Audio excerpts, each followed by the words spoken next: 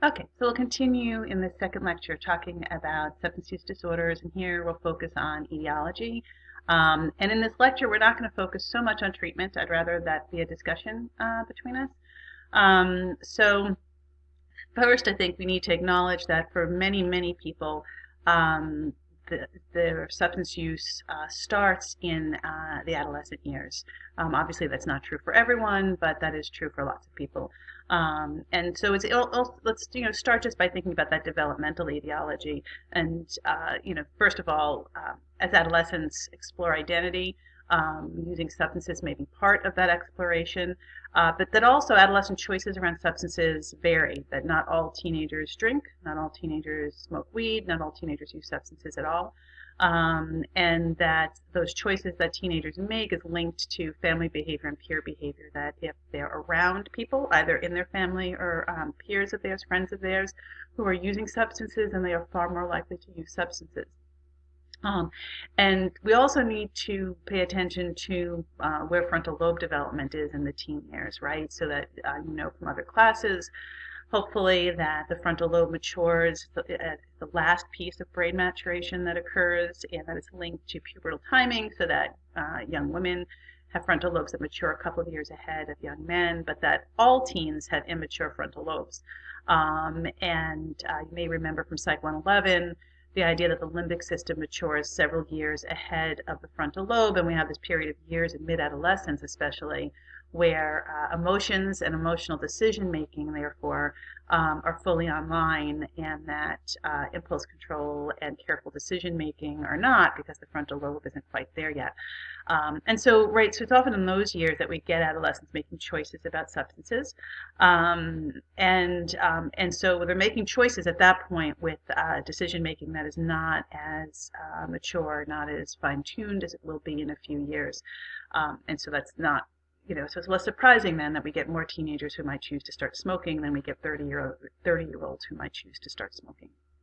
But we also need to pay attention to the fact that dopaminergic, serotonergic, and glutamatergic neurons, those systems all pass through the frontal lobe in one way or the other. And all three of those, dopamine, serotonin, and glutamate, are all are kind of very common neurotransmitters to be affected by substances. And so, again, that maturation process of the frontal lobe seems important. But there's also, and I think when we talk about stigma, it's really important to pay attention to the genetic etiology for substances, that both twin and family studies show that there's a genetic environment interaction in predicting who will develop a substance use disorder. And remember, at the beginning of the semester, we talked about we never have genes that dictate a disorder. We have genes that dictate biological process that then make you more vulnerable to a disorder or add up to experiences and behaviors that we then label as a disorder. So the same is true here, that we may have genetic variation in some way that affects, for example, how the brain uses or reuptakes relevant neurotransmitters. We might have genes that affect that sensitivity of neuron receptors that we've talked about. We may have genes that affect or contribute to the metabolism of certain substances, and how you metabolize substances is going to affect how you experience those and how likely you are to use or misuse those. So those are all important to think about. And we could look at this chart, which I think is a useful chart, about the concordance rates for specific drugs. Remember, our concordance rates are always, where this is twin pairs, and it's monozygotic twin pairs, and we're always going to be really interested in those because while environment may be affecting concordance rates for twins, we also have to assume that there's some just purely genetic force there as well. And so you can see, so something like cocaine has a very, very high concordance rate. But all of these, right, this is, so it's just to understand this, the full line here you're seeing is the range, because this is from meta-analytic studies looking across many studies, which is why these numbers at the bottom are so high in terms of number of subjects.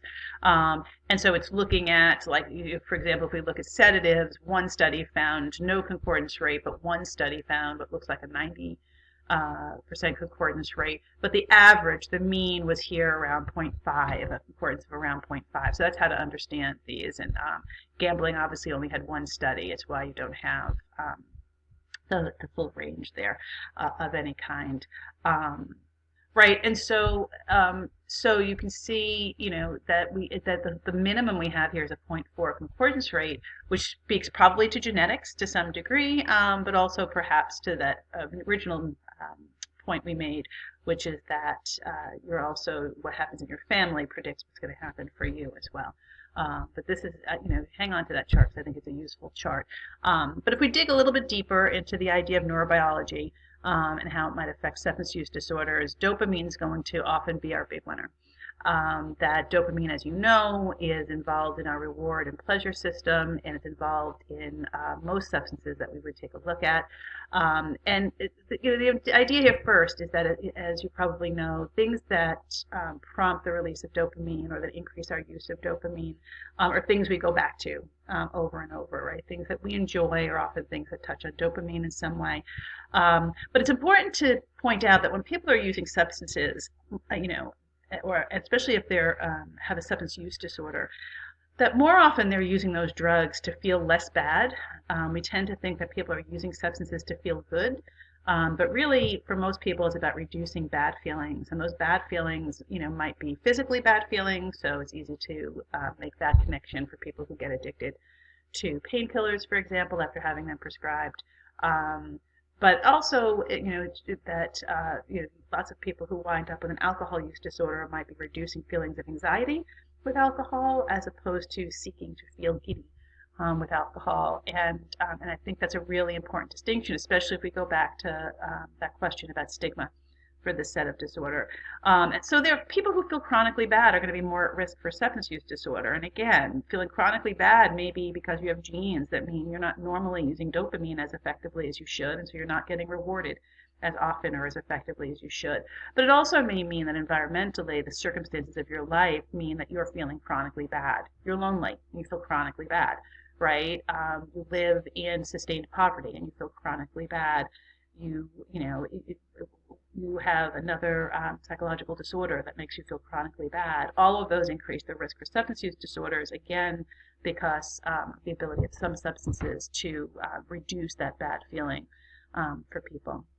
And then we also run into the problem, anyone who's familiar with 12-step programs might be familiar with the term like people, places, and things that you need to avoid to stay sober.